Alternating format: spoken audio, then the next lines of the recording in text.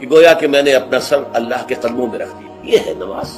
اب جو گفتگو ہو رہی ہے یہ ہم کلامی ہے. الصلاۃ معراج المومنین، اہل ایمان کے حق میں یہ نماز جو ہے یہ معراج کے درجے. لیکن یہ نماز کیسے نصیب ہوگی اگر روح سوئی ہوئی ہے، دبی ہوئی ہے، پسی ہوئی ہے، مزمحل ہے یا مردہ ہے؟ یہ نماز کیسے حاصل ہوگی؟ چاہے آپ 5 وقت کی نماز پڑھ رہے ہو، چاہے آپ نے ہیبٹ بنا لیا ہو نماز کو، چاہے خوش بھی ہو گیا ہو، لیکن یہ کہ جب تک وہ روح بیدار نہ ہو، جب تک ہم کلامی نہ ہو.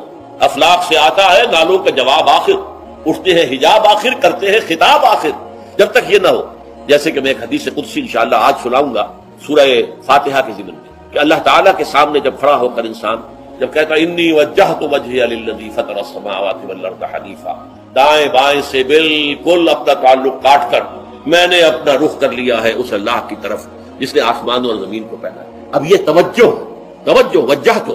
اگر یہ تو ہے چہرہ تو ہم نے کر دیا خانہ کعبہ کی طرف، اندر سے ہماری روح متوجہ نہیں ہوئی، وہ سوئی پڑی ہوئی، اسے پتہ ہی کچھ نہیں کہ کیا ہو رہا ہے. تو اس صورت میں وہ کیا ہے؟ ظاہری بات تو پوری ہو گئی، نماز کا ثواب ہو جائے گا، فرض کی ادائیگی کا ثواب مل جائے گا، لیکن وہ اصل نماز تو حاصل نہیں ہوئی. یہ ہے وہ بات کہ وَإِذَا سَأَلَكَ عِبَادِي عَنِّي فَإِنِّي قَرِيبٌ. اے نبی، جب میرے بندوں کی روحیں بیدار ہو، توانا ہو جائیں، حیات تازہ سے وہ ہم کنار ہو جائیں، اور پھر وہ میرے بارے میں پوچھیں، وہ میرا تقرب حاصل کرنا چاہتے ہیں، آپ سے پوچھیں تو کہیے میں قریب ہوں.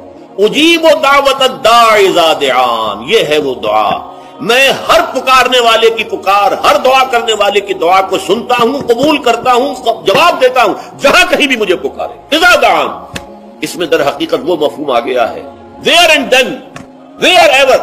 آپ اپنے گھر میں ہو کر پکارے اللہ کو، آپ بستر پر لیٹے ہوئے پکارے اللہ. الذین یذکرون اللہ قیاما وقعودا وعلی جنوبہم. ہاں ٹھیک ہے، بعض مقامات بعض اوقات قبول دعا کے لیے زیادہ سازگار ہو، حرم میں جا کر دعا مانگی جائے، اور منا میں عرفات میں خاص طور پر، جبل رحمت پر خاص طور پر، ملتزم جو ہے کعبے کا اس پر خاص طور پر، وہ ایام بھی ہیں خاص. لیکن یہ نہیں ہے کہ بقیہ دنوں میں آپ کے اور اللہ کے درمیان کو بڑا فاصلہ ہے. یہ سارا دنیا میں مشرکانہ نظاموں نے تصور پیدا کیا، اللہ تو دور ہے، دور ہے، دور ہے، دور ہے، پاک ہے، پاک ہے، پاک، تم ناپاک ہو، ناپاک ہو، ناپاک ہو، اور تم تو بڑی پستی میں پڑے ہو، تم اللہ سے براہ راست ہم کلام نہیں ہو. کوئی درمیانی چاہیے، کوئی لنکس چاہیے، کوئی پجاری ہوگا، کوئی پروہت ہوگا، کوئی پنڈت ہوگا، کوئی پیر ہوگا، کوئی پادری ہوگا، کوئی پوپ ہوگا، اس کے ذریعے سے تم اللہ سے ہم کلام ہو، خود نہیں.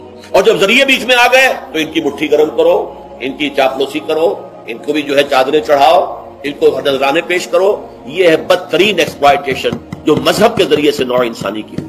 یہ 2 ایکسپلائٹیشن دنیا میں ہوئی ہے تاریخ انسانی میں. ایک بادشاہوں کی طرف سے خراج دو ہمیں، محنت تم کرو گے کھیت میں، آدھا حصہ ہمارے پاس آئے گا، ہم عیش کریں گے، ہم سٹینڈنگ آرمیز رکھیں گے تاکہ ذرا تم بغاوت کرو تو تمہارا سر کچل دیا جائے. یہ ایکسپلائٹیشن بدترین. مانگنے والا گدھا ہے، صدقہ مانگے یا خراج. دوسری طرف ہم بادشاہ ہیں، ہم چندر بنسی سورج بنسی خاندان ہیں، ہم راجپوت ہیں، حکومت کرنا ہمارا حق ہے. اور یہ پنڈت پروہت جو ہے وہ بھی کہیں گے کہ ٹھیک ہے، نصف لی و نصف لک وہذا قوم جاہلون، یہ عوام جو ہے ان کا خون چوسو، ہمیں یہ نذرانے پیش کریں، بتوں کو آ کے چڑھاوے چڑھائیں اور تمہیں خراج دیں اور ٹیکس دیں. They are to be exploit ہو. اسلام نے آ کر دونوں کا خاتمہ کیا. کوئی ملوکیت نہیں. زکوٰۃ ہے تو غربا کے لیے، بادشاہ کے لیے نہیں ہے، یہ تو غربا کے لیے، لہذا کوئی ٹیکس نہیں. نمبر 2، اللہ سے ہم کلام ہونے کے لیے کسی دربان، کسی جو ہے پہرے دار کی مٹھی گرم کرنے کی ضرورت نہیں. جب چاہو ہم کلام ہو جاؤ. دل کے آئینے میں ہے تصویر یار، جب ذرا گردن جھکائی دیکھ لی. یہ تو تم ہماری طرف متوجہ نہیں ہوتے، ہم تو ہر وقت کہتے ہیں، ہر شب کو آخری لمحات جو ہے، آخری جو گھنٹے ہیں رات کے، سمائے دنیا تک ہم نزول فرما لیتے ہیں تمہارے لیے. اور پکارنے والا پکارتا ہے، حل من مستغفر فاغفر له، ہے کوئی استغفار کرنے والا کہ میں اسے بخش دوں؟ حل من سائل فاعطیہ، ہے کوئی مانگنے والا کہ میں اسے عطا کروں؟ تم ہی سوئے رہتے ہو، انٹا غفیل رہتے ہو، تمہیں ہماری طرف توجہ نہیں ہے. اگر ہماری طرف متوجہ ہو جاؤ تو جیسے کہ اقبال نے کہا کہ میرے لیے یہ دربان جو ہے، پیران کلیسا کو کلیسا سے اٹھا دو. کیوں خالق و مخلوق میں حائل رہے پر ایسا معاشرتی نظام کہ جس سے بدکاری کو، زنا کو بالکل نکال دیا، خاندانی نظام کو مستحکم کیا جائے. پھر آپ اس سے آگے بڑھیے، اس میں وہ احکام بھی ہے جن کا تعلق معاشیات سے ہے. سود حرام ہے، سٹہ حرام ہے، فارورڈ ٹریڈنگ کی اکثر شکلیں حرام ہے، یہ پہلے سے جو فصلوں کے سودے ہو جاتے ہیں حرام ہے. یہ ساری چیزیں کیا ہیں؟ ان کا تعلق معاشیات سے ہے. پھر اس میں سیاست بھی ہے، قانون فوجداری بھی ہے، قانون دیوانی بھی ہے، قانون وراثت بھی ہے، قانون شہادت بھی ہے. زندگی کا کوئی گوشہ نہیں ہے کہ جو اسلام کے اندر نہ. تو اب یوں سمجھیے کہ اقامت دین کا مطلب کیا ہوگا؟ نماز قائم کرنا مطلب ہوگا، اور کیجئے، میں ایک بات کہہ رہا ہوں سمجھانے کے لیے، نماز تو انگریز کے دور میں بھی قائم رہی، روزے تو انگریز کے دور میں بھی رکھے جاتے رہے، تو نماز لوگ زیادہ پڑھنے لگے۔ فرض کیجئے کہ کسی ملک کے اندر نماز جو ہے وہاں کے 100% لوگ پڑھنے لگے، لیکن اللہ کا قانون رائج نہ ہو تو کیا دین قائم ہو گیا؟ اور کیجئے اس بات پر کہ ہمارا تصور جب بھی آتا ہے دین کا، چونکہ ہماری 6 نسلیں 8 نسلیں غلامی میں بیت گئی ہے، یہاں وہی بیٹھے ہندوستان پاکستان کے لوگ، ہماری نسلیں غلامی میں بیتی، اب ہوتے ہوتے ہماری ذہنیت بدل گئی، تصورات بدل گئے، وہ تو ایک نسل میں ہی فرق ہو جاتا ہے، خدا یہ کہ 6 نسلیں گزر گئی ہوں، کس حالت میں گزری کہ نماز بھی ہے، روزہ بھی ہے، زکوٰۃ بھی ہے، حج بھی ہے، شادی بیاہ بھی ہے، نکاح بھی ہے، عقیقہ بھی ہے، عیدین بھی ہے، یہ سب کچھ تو ہے، لیکن اسلام کا قانون نہیں، نہ فوجداری، نہ دیوانی، نہ قانون وراثت، نہ اس کے معاشی احکام کی کسی کو پرواہ، بینک قائم ہے، دھڑلے سے قائم ہے، بڑے بڑے حاجی اور نمازی لوگ اس بینک سے قرضے لے کر کاروبار کر رہے ہیں، بڑی بڑی مسجدوں کے متولی اور منتظم وہ ہاؤس بلڈنگ فائنانس کارپوریشن سے قرض لے رہے ہیں، مکان بنا رہے ہیں، محل تعمیر کر رہے ہیں، یہ ہوا کہ نہیں ہوا؟ یہ اس طریقے سے ذہنیت بدلی کہ وہ تصور ہی ذہن سے نکل گیا کہ یہ بھی کوئی دین کا حصہ ہے، ہمارا تصور یہی رہ گیا۔ لہذا کسی شخص کے دل میں دینی جذبہ پیدا ہوتا ہے تو بڑا تیر مارے گا، نماز زیادہ پڑھنی شروع کر دے گا، ابھی پہلے فرض پڑھ رہا تھا تہجد بھی پڑھنی شروع کر دے گا، لیکن یہ خیال نہیں آئے گا کہ میرا دین صرف نماز روزے کا دین نہیں ہے، میرا دین تو مکمل زندگی کا دین ہے، میرا دین تو پامال ہے، اللہ کا دین تو مغلوب ہے، اللہ کا قانون جو ہے اس کے دھجیاں بکھر رہی ہیں، انسانوں کے بنائے ہوئے قانون چل رہے ہیں، اس کو اس پورے 3 جو حصے ہیں، سماجی نظام، معاشی نظام، سیاسی نظام، اس میں پورے دین کو قائم کرنا اقامت دین ہے۔ یہ ہے ان اقیموا الدین ولا تتفرقوا فیہ۔ یہ کیسے ہوگا؟ جبکہ مل جل کر کام کرو، ایک جمعیت ہو، تفرقہ ہو آپ کا، انہی چیزوں میں تفرقہ ہو جس پر کل میں بیان کر چکا ہوں، نور و بشر کا جھگڑا نہ چکے، علم غیب کا مسئلہ ہی حل نہ ہو، تو کہاں جمع ہوگے اور کہاں دین قائم کرو گے؟ دست و گریبان رہو گے آپس میں۔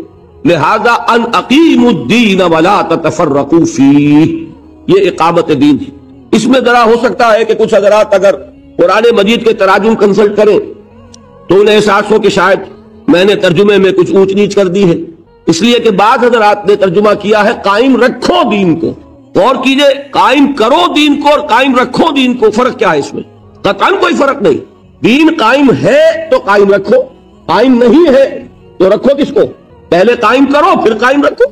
سیدھی سی بات یہ ہے، خیمہ ہے، خیمہ اگر کھڑا ہے تو اسے کھڑا رکھنا ہے، اگر تیز آندھی آ رہی ہے تو آپ کیا کریں گے؟ کھڑا رکھنے کی کوشش کریں گے، اس کے ٹوٹے خوب اچھی طرح مضبوط کریں گے، رسیوں کو دیکھ لیں گے کمزور تو نہیں، ہو سکتا ہے اس کے بانس کو پکڑ کر کھڑے رہنا پڑے، رسیوں کو پکڑ کر ایک آدمی کھڑا رہ کے خیمہ گر نہ جائے، کھڑا ہے، کھڑا رکھنا ہے، گرنے نہیں دینا، اور اگر گر گیا ہے تو اس کو کھڑا کریں گے۔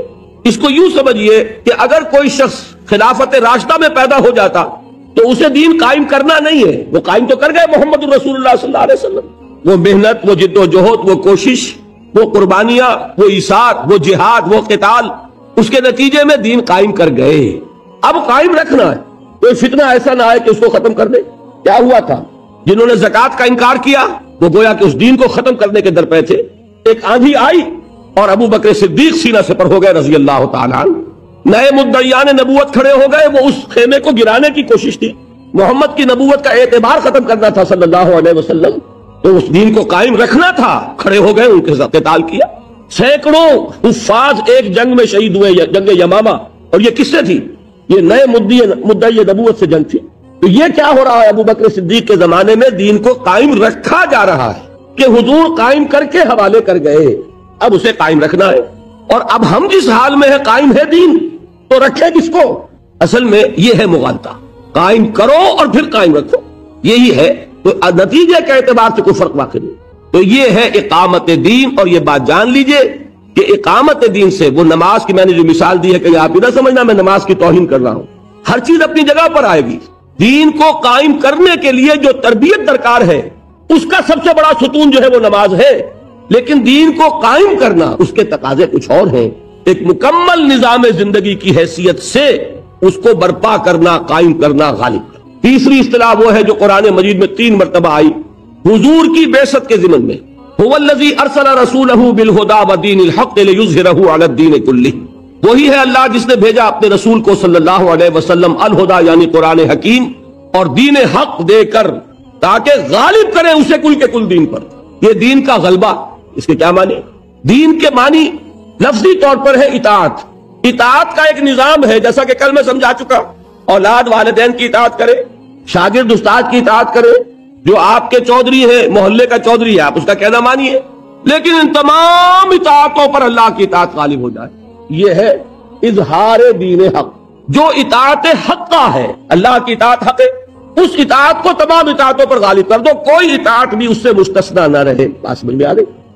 لِيُظْهِرَهُ عَلَى الدِّينِ كُلِّهِ، یہ ہے 3 مرتبہ جو آیا مضمون قرآن مجید میں، سورہ صف میں، سورہ توبہ میں، سورہ فتح۔ تیسری اصطلاح کیا ہوئی؟ اظہار دین الحق علی الدین کلہ، عربی میں تو یوں بنے گی بات۔ چوتھی اصطلاح کیا ہے؟ یہ سورہ بقرہ میں بھی آیت آئی ہے اور سورہ انفال میں بھی۔ یہ دونوں صورتیں جو قرآن مجید سے کچھ واقفیت اور دلچسپی رکھتے ہیں وہ جانتے ہیں کہ یہ غزوہ بدر کے دونوں طرف ہیں۔ سورہ بقرہ غزوہ بدر سے پہلے نازل ہوئی، سورہ انفال غزوہ بدر کے فوراً بعد نازل ہوئی۔ سورہ بقرہ میں کیا آیت ہے؟ قاتلوہم حتی لا تکون فتنۃ ویکون الدین للہ۔ سورہ انفال میں اور شاندار الفاظ کے ساتھ وقاتلوہم حتی لا تکون فتنۃ ویکون الدین کلہ للہ، کلہ کا اضافہ ہو گیا۔ یہ دونوں جو صورتوں کا زمانہ نزول ہے وہ کون سا ہے جبکہ قتال شروع ہو رہا ہے؟ پہلی جنگ کون سی ہے؟ غزوہ بدر بالفعل، اگرچہ